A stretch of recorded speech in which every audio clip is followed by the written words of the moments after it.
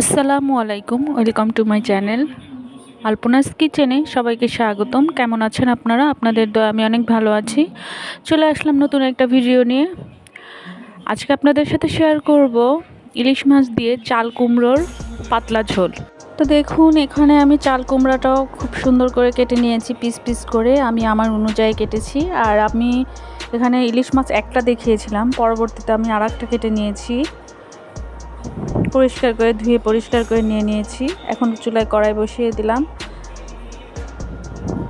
এখন এটাকে রান্না করার পালা। আমি যেভাবে রান্না করি সেটাই আপনাদের শেয়ার করলাম। আপনারা চাইলে আপনাদের মতন করে রান্না করতে পারেন, কিন্তু এভাবে একবার হলেও ট্রাই করে দেখবেন, খেতে অসাধারণ লাগে। তো দেখুন, আমি কিন্তু সরিষার তেলটা দিয়ে দিয়েছি। দেখুন তেলটা গরম হয়ে গেছে। এখানে আমি 2 পিস পেঁয়াজ কুচি করে কেটে নিয়েছি,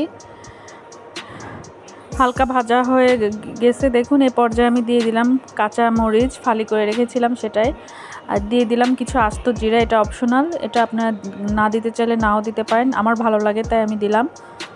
আর এদিকে আমি পেঁয়াজ আর জিরা বাটাটা হালকা একটু পানি দিয়ে দিয়েছি।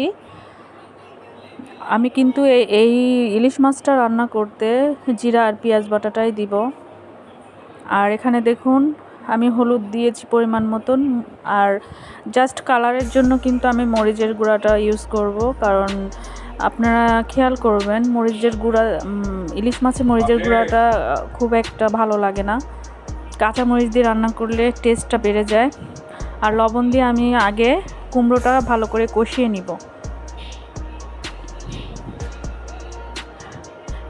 আমি 5 মিনিট পরে চলে এসেছি, আবার হালকা করে নেড়ে চেড়ে আবার ঢেকে দিব। দেখুন তেলটা কিন্তু উপরে উঠে এসেছে। এ পর্যায়ে আমার কিন্তু তরকারিটা কষানো হয়ে গেছে। এখন আমি মাছটা দিয়ে দিব। আর এই ইলিশ মাছটা রান্না করতে আমি কিন্তু আগে মাছটা কষাবো না, আমি এই ইলিশ মাছটা রান্না করতে আমি এভাবেই কষিয়ে নিই।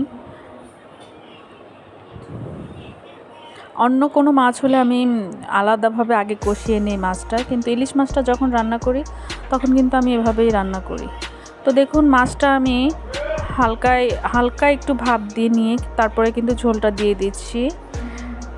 চলে আসলাম 10 মিনিট পরে আমার তরকারিটার এই পর্যায়ে। দেখুন তরকারিটা কিন্তু সিদ্ধ হয়ে গেছে ফুললি।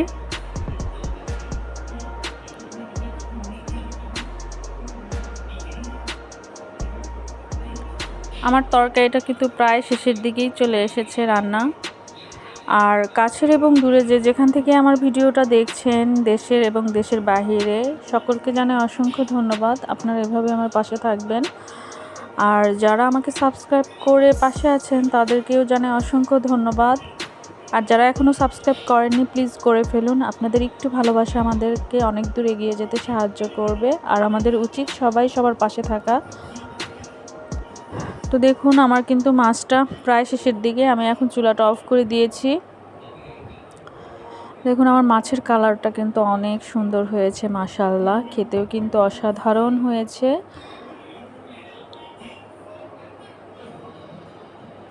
আপনাদের যদি আমার এই ভিডিওটা ভালো লাগে তাহলে স্কিপ না করে ধৈর্য সহকারে পুরো ভিডিওটা দেখবেন এবং একবার হলো ট্রাই করে দেখবেন।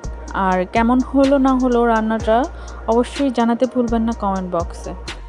আর আমার মনে হয় রান্নাটা তো কম বেশি আমরা সব মেয়েরা বা ছেলেরাও ইচ্ছা করলে পারি, কিন্তু আমার মনে হয় রান্নাটা হচ্ছে একটা আর্ট। এটা মানে একটু ধৈর্য সহকারে একটু মনোযোগ দিয়ে যদি করা যায় তাহলে কিন্তু অসাধারণ হয়। আজকের মতো এখানেই বিদায় নিচ্ছি। সবাই সুস্থ থাকবেন, ভালো থাকবেন। আল্লাহ হাফিজ।